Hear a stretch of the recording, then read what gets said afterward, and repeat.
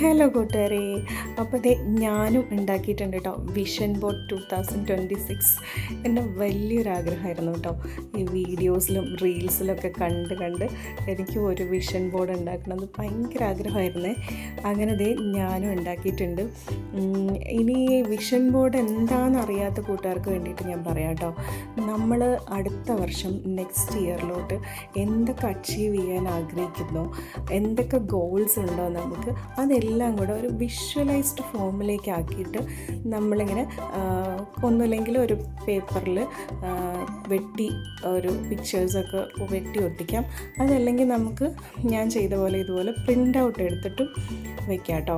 അപ്പോൾ അതിനാദ്യമായിട്ട് ചെയ്യേണ്ട ഒരു കാര്യം എന്ന് പറഞ്ഞാൽ നമ്മളുടെ എന്തൊക്കെയാണ് നമ്മളുടെ ആഗ്രഹങ്ങൾ അതെല്ലാം നമ്മൾ സമാധാനമായിരുന്ന് ഒരു പേപ്പറിലേക്ക് എഴുതിയെടുക്കുകയാണ് കേട്ടോ വേണ്ടത്. നമുക്ക് എന്തൊക്കെ അച്ചീവ് ചെയ്യാനുണ്ടോ അടുത്ത വർഷത്തേക്ക്, നമ്മൾ ആവാനാണോ ആഗ്രഹം, ഇതെല്ലാം നമ്മളൊരു പേപ്പറിലോട്ട് റൈറ്റ് ചെയ്ത് ലിസ്റ്റ് ചെയ്ത് വെക്കണം കേട്ടോ. ഇപ്പോൾ ഓരോരുത്തർക്കും ഓരോ ആഗ്രഹങ്ങളായിരിക്കും അല്ലേ.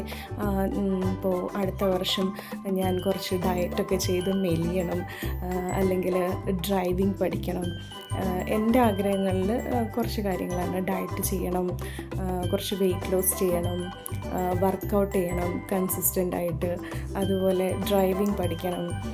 അങ്ങനെ കുറേ ആഗ്രഹങ്ങളുണ്ടാവുമല്ലോ. അപ്പോൾ ഓരോരുത്തർക്കും അവരവരുടേതായ ആഗ്രഹങ്ങൾ ലിസ്റ്റ് ചെയ്ത് ഇങ്ങനെ എഴുതി വയ്ക്കാം.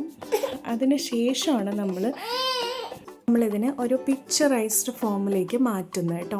അപ്പോൾ അതിന് വേണ്ടിയിട്ട് ഞാൻ യൂസ് ചെയ്തത് പിൻട്രസ്റ്റാണ്.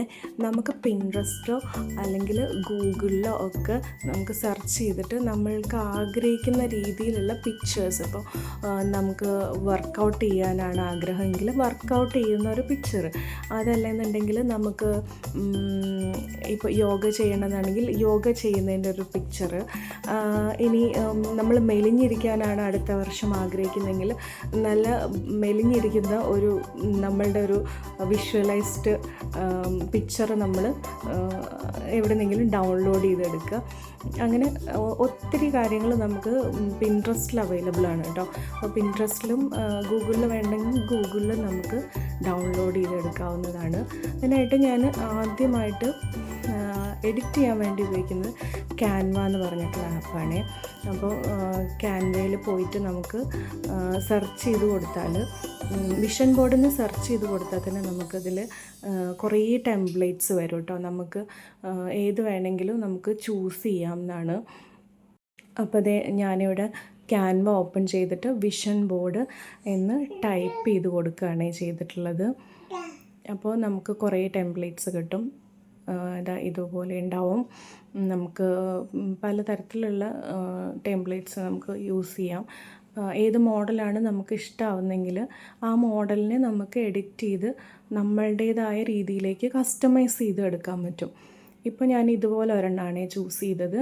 ഇതിലേക്ക് ഞാൻ ഡൗൺലോഡ് ചെയ്ത് വെച്ച പിക്ചറെല്ലാം കൂടെ എഡിറ്റ് ചെയ്ത് ചേർക്കുകയാണ് ചെയ്തിട്ടുള്ളത്.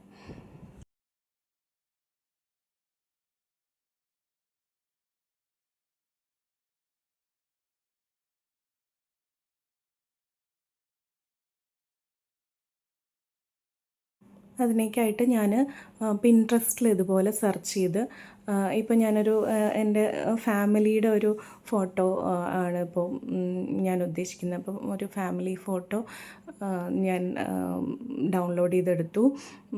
അതിനെ എൻ്റേതായ രീതിയിൽ ഞാൻ ഓരോ ഭാഗത്തായിട്ട് ഈ ഒരു വിഷ്വൽ ബോർഡിലേക്ക് സെറ്റ് ചെയ്ത് കൊടുക്കുന്നതാണ് ഇപ്പോൾ കണ്ടുകൊണ്ടിരിക്കുന്നത്.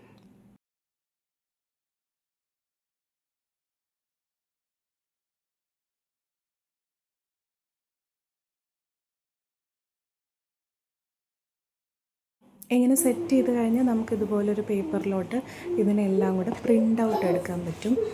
ഇപ്പോൾ നല്ലൊരു കട്ടിയുള്ള പേപ്പറിലേക്ക് ഞാൻ പ്രിൻ്റ് ഔട്ട് എടുത്ത് വെച്ചിരിക്കുന്നത്. ഇതേ കാര്യം തന്നെ നമുക്ക് ഒട്ടിച്ചും ചെയ്യാം കേട്ടോ.